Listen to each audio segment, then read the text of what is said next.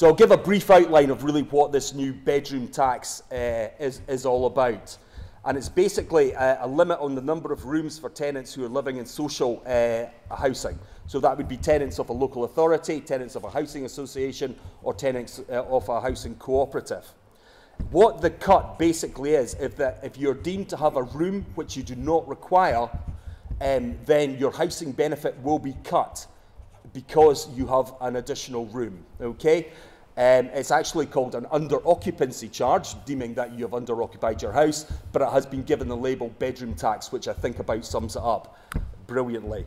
Now, what it actually means is that if you have one extra room, which you are under-occupying, 14% of your housing benefit will be deducted, and if you have 2 or more rooms, then 25% of your housing benefit will be deducted. So, for example, if you're a single person living in a 3-bedroomed accommodation off a social landlord, you will have a quarter of your housing benefit docked from the payments that are being made at the moment. There's obviously a problem that people have because there are not enough 1-bedroomed houses to go around, and this is why so many people are actually housed in 2-bedroomed housing. We had a housing policy over a number of years which thought it would be good to build 2-bedroomed houses. Absolutely nothing wrong with that, but now people are being penalised for exactly that reason. So the organisation I work for is an independent advice agency, and there's really very little that we can do about the bedroom tax. There are certain options, and certainly we have seen an awful lot of people over the last few weeks coming in to seek advice about the bedroom tax. But Gary, I know, is going to speak a bit more about mitigating factors that we can do about that. Basically, all the advice that we can give people at the moment is to move to a smaller house. But where are these houses about? How are they going to find them? An increase in income, that may be about increasing hours at work, or having a benefit check is always a good idea to see if you're underclaiming any benefit. You can have someone else to move in and occupy the room that you're not using. That itself is going to cause problems, especially for people with health conditions, etc. You can pay the difference yourself, or you can apply for what's called discretionary housing benefit, or a discretionary housing payment. And basically that's an extra money paid by the local authority on top of housing benefit if you cannot meet your rental charge and it looks like you're going to be in financial hardship, then you can make a claim to the discretionary housing fund. However, a discretionary housing fund is discretionary. There is no absolute right to it, okay? And there is no appeal process or independent appeal process other than a judicial review, which would be through the higher courts. So obviously the effect of the bedroom tax is going to mean an increase in people getting rent arrears or building up rent arrears if they can't meet the cost, and worryingly potentially as well people being evicted as a result of having rent arrears. But we're going to have to see how that pans out with the local authority and with social landlords to see how they're actually going to react in the face of their tenants building up rent arrears as a result of the bedroom tax. I just want to finish off by mentioning one other aspect of welfare reform that's due in October 2013, which is also going to impact significantly on people, and that's universal credit. Okay, as I said, what is happening with universal credit is that all other benefits for people of working age, and I have to stress that these benefit changes are all about people of working age, they do not affect people of pensionable age.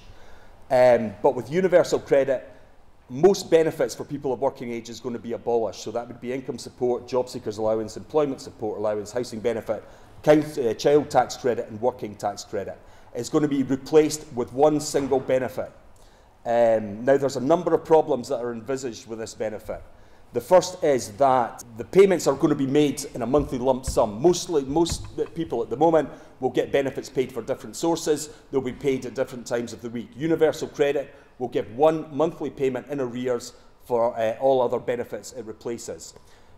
Now, some of the problems that have been envisaged in this is that obviously if you have one cheque falling through the door or falling into your bank account at the end of the month, it's going to cause significant problems for people budgeting, especially that housing payments are going to be paid directly to the claimant and not to the landlord as it is at present in social rented housing. It's going to cause significant problems for people with mental health problems, people with alcohol and dependency issues, when they are given access to large sums of money, but don't necessarily have the budgeting skills to go out and budget for the monthly expenses. Another problem that universal credit comes in is it extends sanctions on people who are claiming benefits. All benefits come with conditionality, and that means you have to undertake certain things in order to get the benefit.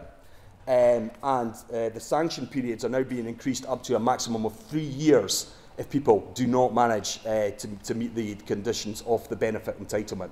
So people potentially can have a proportion of the benefit cut for up to a period of 3 years for repeated offences. And for the first time, it brings in conditionality on people who are working, because working tax credit is brought into the universal credit system as well. Working tax credit is a payment paid to people on low incomes who are working. And basically, what the new conditionality says is that if you're not earning the equivalent of a minimum wage for a 35-hour week, then you should look for a job that actually pays that instead of remaining in the job. This hasn't been set into regulation yet, but this is something which has certainly been flagged up as a potential worry. And I think if anybody is concerned about campaigning about any of these issues, then that would certainly be universal credit is not in until October, and there is certainly a certain amount of leeway to try and pressure changes within the system. I mean, if we take this together, the welfare reform is an unmitigated attack on the most vulnerable in society. It's people with long-term health conditions. It's people, who really cannot afford it. It's the poorest members of society we have.